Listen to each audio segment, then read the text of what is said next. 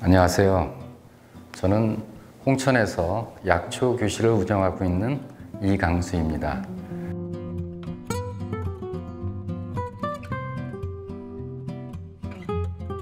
지난 시간에는 쌍화차에 대해서 배워봤는데요. 오늘은 총명차 공부를 한번 해보겠습니다. 총명차 역시 만들기가 쉽지는 않은데 내 손으로 직접 만들어 본다는데 의의를 가지고 들어주시기 바랍니다. 이 총명차는 총명탕이죠. 총명탕에서 우리가 차로 이렇게 다시 재탄생시켰는데요. 총명탕은 원래 뇌를 건강하게 하는 약입니다. 이 총명탕은 중국 명나라 때 공정현이라는 태의원 의관에 의해서 처음으로 창제가 되었죠. 이때 총명탕의 약재는 아주 간단합니다. 세 가지 약물로 구성되어 있어요. 원지, 석창포, 백복신, 이 세 가지 약물로 구성되어 있는 아주 간결한 처방이고요. 뇌를 맑게 하고 기억력을 좋게 해주는 그런 그 보약이라고 생각합니다. 이론적 근거를 얘기한다면 수승화강이라고 할까요? 즉 간단히 설명드리면 우리 몸에 위쪽에 심장이 있고요. 아래쪽에 신장이 있습니다. 심장은 화의 성질을 가지고 있고 신장은 수의 성질을 가지고 있어요. 근데 일반적으로 화는 위로 이렇게 뜨죠. 자연 상태에서는.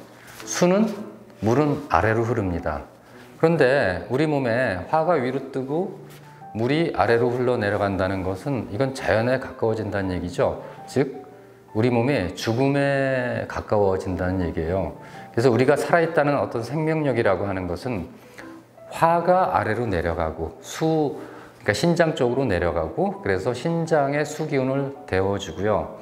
수의 물은 위로 올라가서 심장을 적셔줍니다. 심장에 화를 적셔주죠. 이렇게 해야지 이게 건강한 이런 그 생명력이라고 할 수 있는데 이것을 동양에서는 수승화강이라고 얘기를 하죠. 그래서 총명탕은 바로 수승화강의 그 대표적인 그런 그 보약이다 이렇게 보면 되겠고요. 총명탕을 주관하는 장부는 심장과 신장이기 때문에 그렇습니다. 심장은요 동양에서는 심주신지라고 해서요 정신적 힘을 주관하는 장부예요. 그래서 우리가 심장은 우리가 뭐 사랑을 하면은 가슴이 두근두근하죠. 마음, 그 다음에 정신 이런 것들은 전부 다 심장에서 주관한다고 생각을 했어요. 그래서 우리가 이런 그 마음과 정신과 관련된 약재들은요 되게 심장을 보호하는 약재들이 많습니다. 오늘 말씀드릴 이 총명탕, 총명차도 주로 심장과 관련됐다고 보면 되는데요. 근데 이 심장은 심장 혼자서 이게 활동하는 게 아니라 아까 얘기했듯이 신장과 심장이 서로 수승화강을 이루어야 되죠. 그래서 신장의 수와 정이 위로 올라오고 그 다음에 심장의 화가 밑으로 내려가서 조화를 이루어야 되는 거니까 이 총명탕, 총명차는 심장과 신장을 보호하는 약이구나 이렇게 생각하시면 됩니다. 그 외에 보조적으로 설명한다면 비장도 영향을 줍니다. 비장은 주로 기를 주관하는 장부인데요.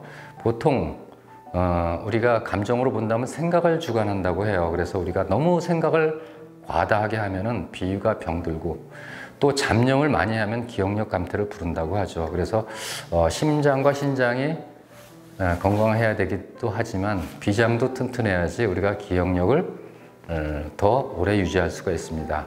마지막으로 하나 더 설명한다면 노화예요. 노화는 모든 우리 정신이나 몸을 쇠약하게 하죠. 역시 기억력도 감퇴합니다. 그래서 노화는 어쩔 수 없이 우리가 우리 몸과 마음을 쇠약하게 한다 이렇게 보시면 되고요. 이 총명차의 재료로는 원지, 석창포, 복신 이 세 가지를 기본으로 하고 있습니다. 그런데 후대에 그 많은 그 의서들에 보면은 그 외에 여러 가지 가감을 많이 합니다. 총명차는 되게 가감을 많이 하는 그러한 그 방제로 알려져 있는데 저는 그 중에 가장 유명한 가감 약재로서 당귀와 오미자와 감초 이 세 가지를 추가했습니다. 그래서 원방의 세 가지와 그 다음에 추가 가감한 세 가지, 이렇게 해서 6가지 약재로 구성한 총명차 재료를 소개해 드리겠습니다. 이 총명차 재료에서 가장 중요한 재료가 원지입니다. 원지. 지금 여기 보시면은 이렇게 이게 원지인데요. 원지는 이렇게 속이 좀 비어 있고 약간 이게 뭐 지렁이처럼 생긴 이런 약재인데요.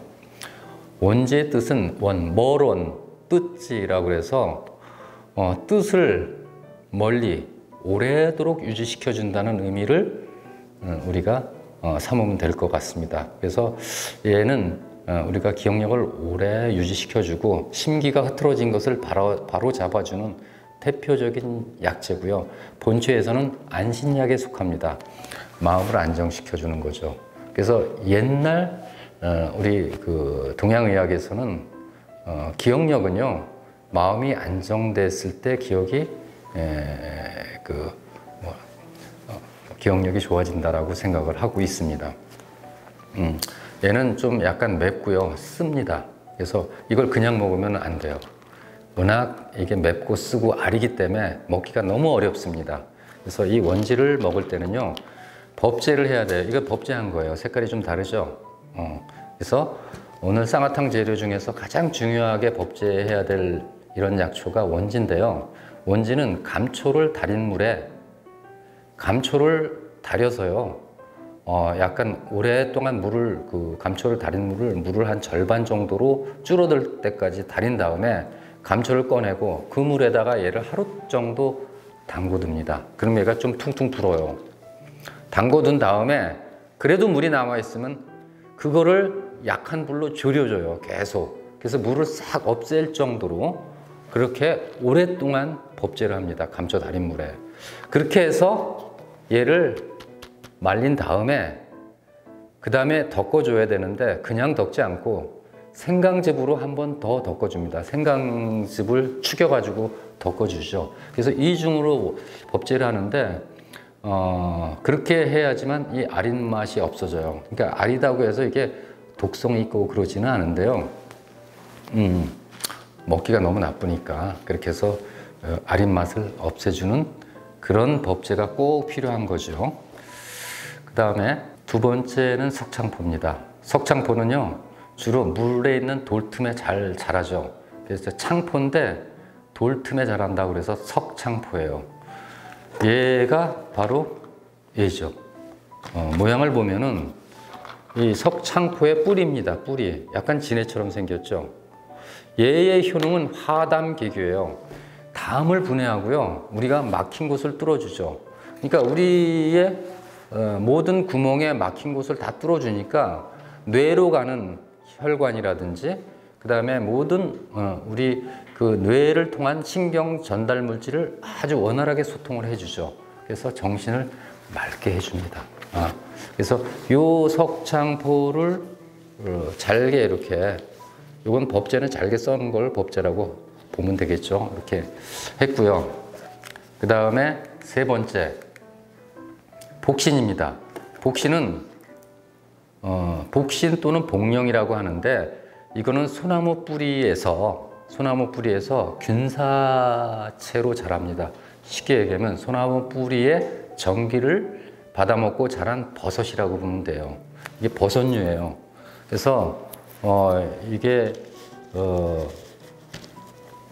모양이 이렇게 그 껍데기를 벗기면 속이 하얗게 되어 있죠.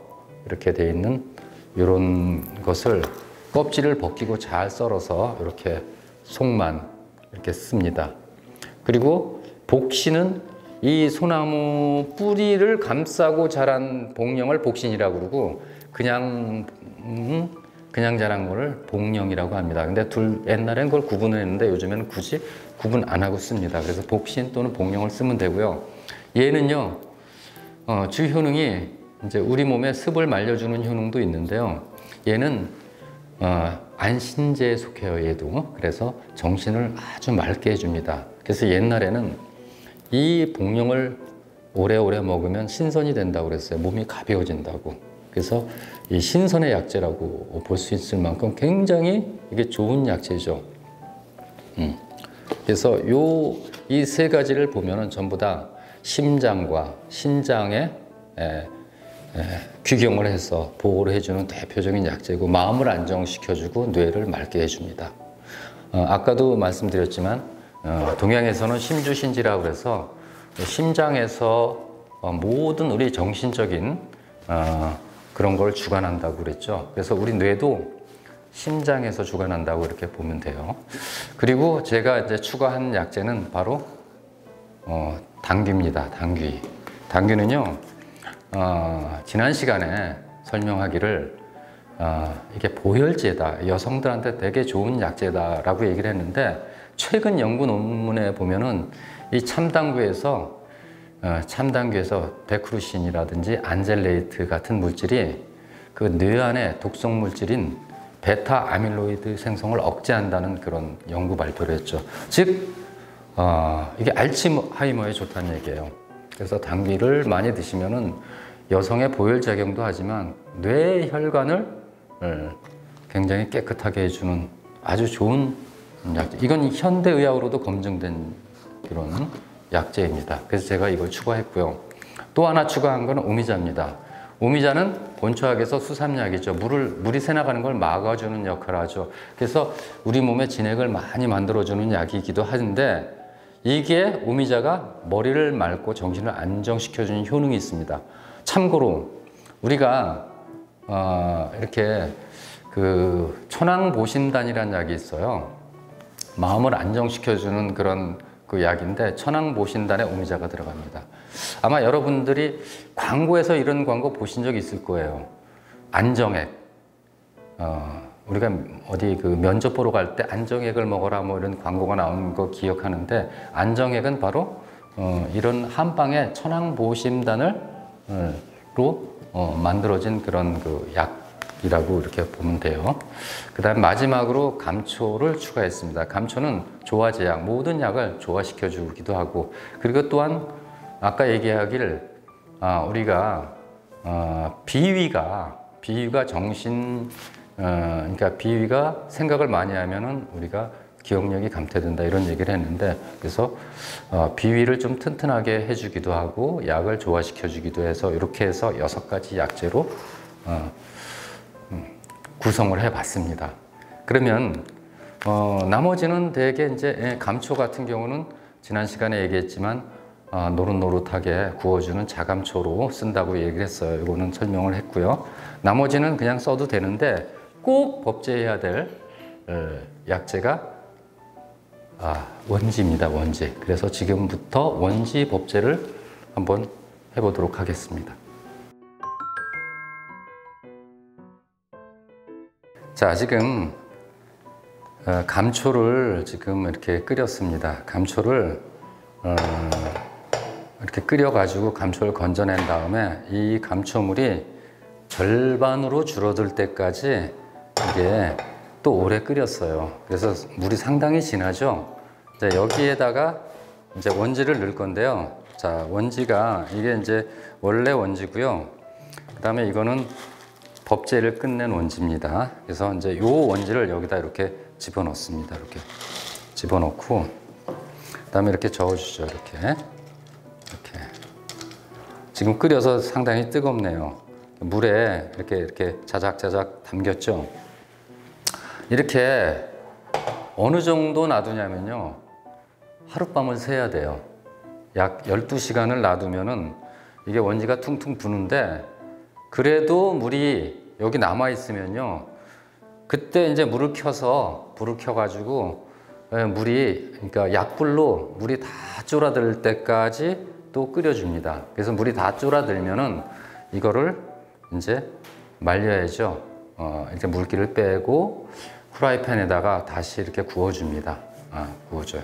살짝 구워주죠. 노릇노릇하게 구워주는데, 이때 이제 구워줄 때 생강즙이 있을 거예요. 집에 생강이 있으면 생강을 즙을 내야 되는데 이게 좀 번거롭죠. 그래서 생강을 믹서기에 갈아서 그 다음에 이걸 짜서 즙을 내거나 아니면 뭐 휴롬 같이 주석이가 있으면 거기다 즙을 좀 조금 내 가지고 같이 좀 이렇게 축여줍니다.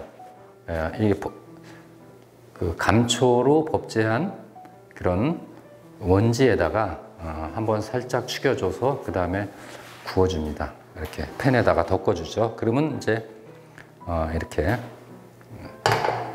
법제가 끝나는 거죠.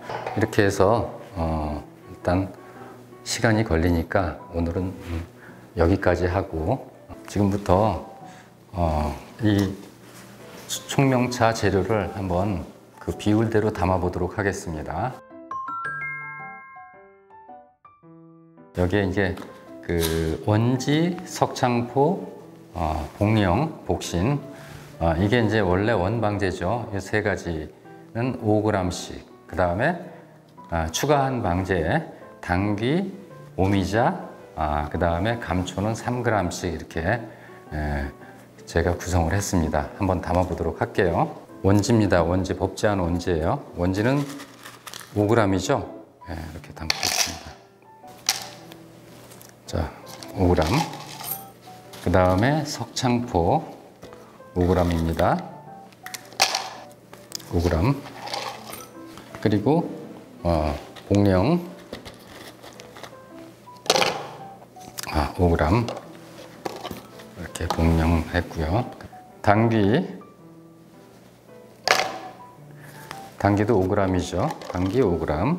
그 다음에 오미자는 3g입니다. 오미자 3g. 그리고 맨 마지막에 감초, 감초 3g. 이렇게 해서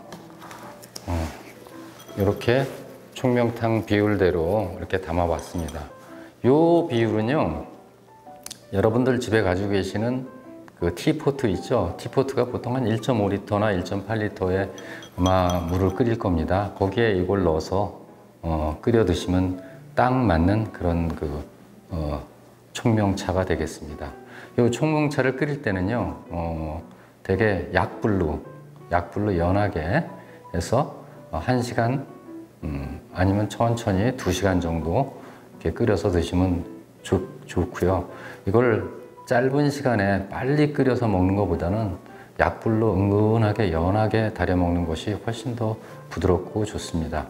그리고 더 맛있게 먹는 방법은요, 이거를 한번 끓여서 끓는 순간에 꺼둡니다. 꺼두면 이게 천천히 식으면서 우러나요. 그래서 어느 정도 식었을 때 다시 끓여요. 그러면 끓는 순간 다시 꺼주죠, 불을.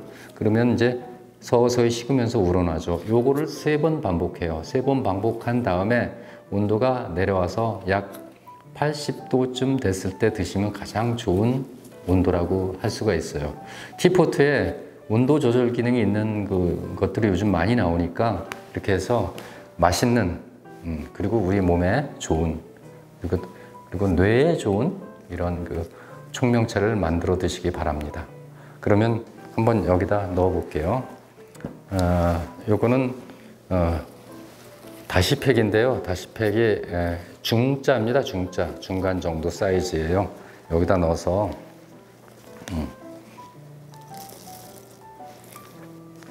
자, 이렇게 해서 총명차를 한번 만들어 봤습니다. 뇌를 좋아지게 하고 머리를 맑게 해주는 총명차 한번 집에서 직접 만들으셔서 한번 드시기 바랍니다. 내 손으로 만든다는데 의의가 있는 거죠. 지금까지 조금 어려운 내용이지만 지금까지 따라주시느라고 정말 고생 많으셨습니다. 대단히 감사합니다.